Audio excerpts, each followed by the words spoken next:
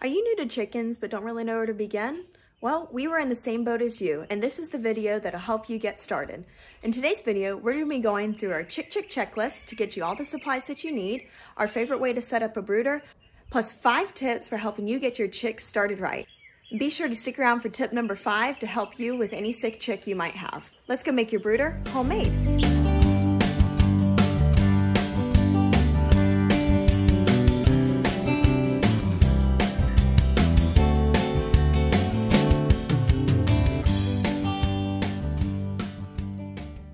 Let's do our chick checklist.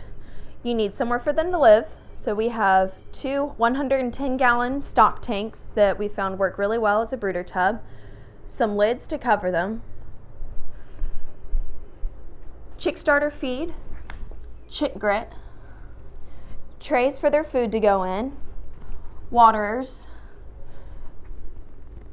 chicken electrolyte, shavings, tubs for the food to go in, heat lamps. We've gone ahead and built a stand for the lights to go on so that as the chicks get older, it's easier to control the temperature.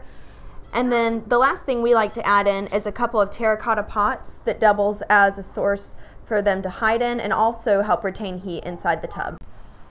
The first thing you'll need to do with your tub is put the bedding in. We've found that we really like using pine shavings, and just to clarify, these are flake shavings, not sawdust or pelleted shavings, just because chickens' respiratory tracts are pretty sensitive, so it's important that they have something that's absorbent but also safe for them at the same time. There are several different things that you could use. You could use straw, maybe newspaper clippings, but overall we found that this works well for us and provides the easiest cleanup so far.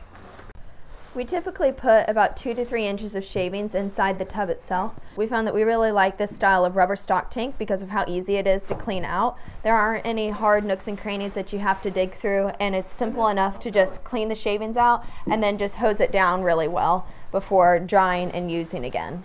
Part of having chicks is feeding them, and something that's really important is making sure that you have a container that can hold your chicks' feed without being susceptible to other predators, such as rats or insects that might eat the food or cause it to rot. We found that for one 50-pound bag of feed, you can split that evenly between 2 5-gallon buckets, and we use one of the gamma lids with this little ring seal up top to seal the food in from any moisture and potential pests. And while we did show that you needed to go ahead and buy chick grit, which is just insoluble rocks, in this case it's granite, we aren't going to be giving it to our chicks yet because their food isn't a crumble. It's easily digestible for them. But chickens do need to consume small amounts of rocks once they're a few weeks of age to help them digest their food, given that they don't have any teeth. This is what the gizzard is for, one giant muscle that helps break down their food so that they can absorb all of the nutrients from it. Our chicks haven't gotten here quite yet, but we wanted to go ahead and show you how we place their feeder and their water inside the brooder tub. You want to make sure that you don't put the feeder or the water too far in the corner or only underneath the heat lamp or only away from the heat lamp. That all the chicks can access what they need, but also not risk getting too hot or too cold at the same time. Once they get here, we'll make sure that they have access to their food and water. The last thing we like to do is add a terracotta pot inside the brooder tub. We found that this helps retain heat for the chicks at nighttime, but also gives them somewhere to hide if they feel like they need to seek shelter. So get that last one in there, and we're just about ready to put them in. We just got the call from the post office this morning. We're gonna go head over there and pick up our chicks. So we just finished up at the post office, as you can tell, and you hear in the seat next to me, we got our chicks. All we had to do was go in and tell the postmaster our name, since I had called beforehand to let him know that we were expecting an order. So we'll get these guys home and get them settled in. Get everybody all buckled in here and head home. We've just gotten home, and the first thing I've done is plugged in their heat lamps so that they can be warming up a little bit while I get their water and their egg snack. If you have somebody waiting at home while you're picking up your chicks, whether that's at the store or like we did by mail order at the post office from our hatchery, then you could have them go ahead and have the water heated and also go ahead and turn on your heat lamps for them. So it's kind of whatever works out best for you guys. We're gonna mix up their chicken Gatorade, as we call it, kind of their electrolyte drink that really helps them replenish any nutrients that they lost traveling. Usually we get the Save a Chick brand, but since our store was out of it, we decided to try this Hydro Hen variety this time, and it says that it's recommended for all species and ages of poultry, and there's a baby chick on the front, so we will mix this up according to package directions and give the chicks a drink. Here's everybody. We bought 26 chicks in this order, and one of our favorite things about ordering from McMurray Hatchery is the mystery chick that we get. So I think in this case it's pretty obvious what it is. It's this little guy in the black feathers and the yellow dot. We don't know if it's male or female, but in due time we will know. So that's really exciting for us. The next thing we're gonna do is dip everybody's beak in water to make sure they know where their water source is. Now that we've got our chicks home, we become the stand-in mother hen, and we need to show them where their water source is. By dipping their beaks into the water, you not only give them their first drink, you also show them where they need to go for more. They're so cute, aren't they?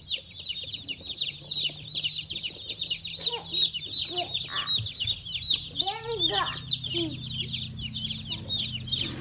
There we go.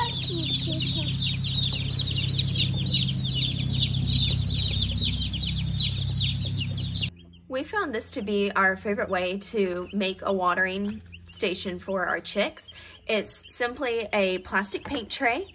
I guess he thought I had a snack. It's simply a plastic paint tray, one of those metal grates that you roll off your paintbrush on, and then the watering container itself. And we have a glass quart jar screwed into the base that allows the water to be freely accessible for them. This not only helps catch any water spillage, it also keeps them from pooping in the water or getting any shavings in there as well, and keeps your brooder drier for longer while still allowing the chicks to get everything that they need. These chicks are always hungry, especially being the Cornish crosses that they are. They eat a lot of feed. It's important that chicks have a 20% protein chick starter. If they have anything less than that, it could lead to potential nutrient deficiencies and hinder their growth. When it comes to keeping your chicks warm, there are a lot of different options out there on the market. Since it's late spring, early summertime, we decided to just use a 120 volt red light heat lamp. It's been shown in a few different studies that red light is the most effective because, oddly enough, it reduces feather picking and cannibalism amongst chicks. The brooder tub needs to be about 95 degrees Fahrenheit for the first week of life, and then after that, we can decrease the temperature of the tub to get them acclimated to their new outdoor environment by 5 degrees per week until they're turned out and fully feathered. If you look at the tub on the left versus the tub on the right, you can see how the chicks in the tub on the left are spread out a little more evenly. Some are drinking, some are eating. But the chicks in the right tub, you can see are huddled underneath their light. So that's telling me that they're a little bit cold and not wanting to eat or drink as much. So I'm just gonna do a little rearranging in their tub, and that should make them more comfortable. So just after that little bit of moving stuff around, you can see how much happier the chicks are. They're eating, they're drinking. So we'll leave them like this for a little bit. That way they can acclimate a little bit more outside and learning to regulate their body temperature. In terms of safety, you want to make sure that your light has this metal hoop on the front of it. That way, in case it did accidentally fall, it's not touching directly onto the shavings. It is okay that it's touching the metal just right here, just because metal isn't going to catch on fire. There is a real risk to heat lamps, as with any electrical object when heat is involved, but with some basic safety measures, you really shouldn't have any problems. We've just got it plugged into an extension cord here. We've got the cords out of the way so they're not dangling on the lights or anything, and we also make sure that it's not able to be reached by the chicks themselves. So it's now day 2, and our chicks did really well last night. They were plenty warm and happy. All we had to do was refill their water before we went to bed because they were just drinking away. And then the other thing we did is that my husband went ahead and got a second paint tray and grate for our water in the right tub because we really liked having it in the left tub. We wanted to go ahead and have them both the same. And other than that, all is well. Well, you've made it through getting your brooder set up, but how can you really ensure your chicks succeeding through that first week in particular? Well, we have a few tips for you that we've learned along the way raising our chicks that have made us feel so much more comfortable with those day-old chicks, as fragile as they are. Whether you bought your chicks at the store or you ordered them online like we did and picked them up from the post office, it's important that you don't open the little box that they come in too often on their way home. Number 2 is what they're eating, and our secret chicken energy snack that we give them is actually a hard-boiled egg. You're probably probably wondering, why on earth is she peeling hard-boiled eggs when this is supposed to be a video about cute baby chicks? Well, the nutrition inside the egg is just as good for them once they hatch. We like to give them some lightly warmed boiled egg that's been crumbled up and show them where it is so that they can get that first jump start as they settle into their new home. Kitty's enjoying the leftover egg bites from what we gave our chicks. Better her nibbling on that than the little chicks themselves. And number 3 is what we call chicken Gatorade. It's really just a poultry electrolyte solution. Because chicks are susceptible to dehydration in these early days, we find that giving them a little bit of electrolyte solution just for the first few days really helps them to regulate their fluid levels and make sure that they're getting what they need. Giving your chicks warm water for the first week or so of their life every time you refill it. Not too hot, of course, because you don't want them to get burned, but by helping them increase their internal body temperature, you're helping them warm up from the inside out. And giving your chicks something warm to drink is just like us drinking a cup of hot chocolate in the winter. It warms us up and helps us keep our body temperature regulated.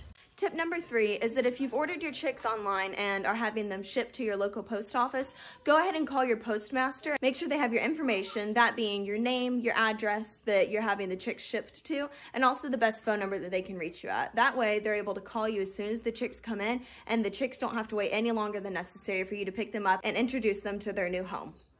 Tip number 4, also related to picking your chicks up, and this can be whether you have bought them directly from a store, from a friend, or online, wherever you're getting them from. If they have time to travel in the car, during the winter, you can put them on the floorboard and have the heater turned on.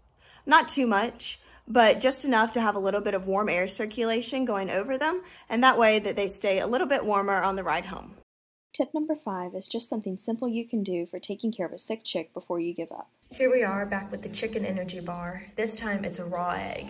I'm gonna take this syringe here, and this is just an irrigating syringe, so it has this curved tip. There's no point to it. I'm gonna put it in the egg yolk specifically, pull out some, and see if we can get the chick to eat any. You see she's having some labored breathing and is really lethargic, kind of stumbling around, closing her eyes. When I was holding her, she was actually falling back asleep in my hand. So we'll offer her this egg yolk. We'll offer her a little bit of warm electrolyte solution. Unfortunately, part of having animals is that they do get sick sometimes, and sometimes they do die, but we can still do our best to care for them and help them make it through. On the bright side though, all of our other chicks are doing well and settling into their new home. If this video helped you on getting your chicks started, please give it a thumbs up and subscribe for more content on animal husbandry and life on the farm. See you next time!